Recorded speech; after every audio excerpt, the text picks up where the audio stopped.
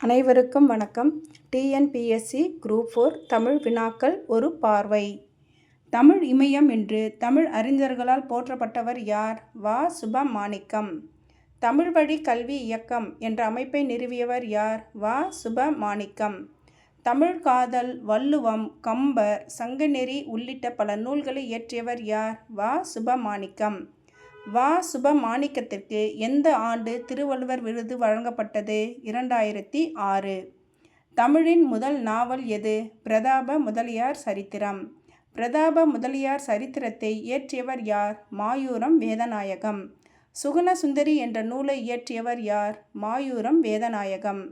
சங்கரதாஸ் சுவாமிகள் எதில் முன்னோடியாக விளங்கினார்? நாடக தமிழை வளர்ப்பதில்.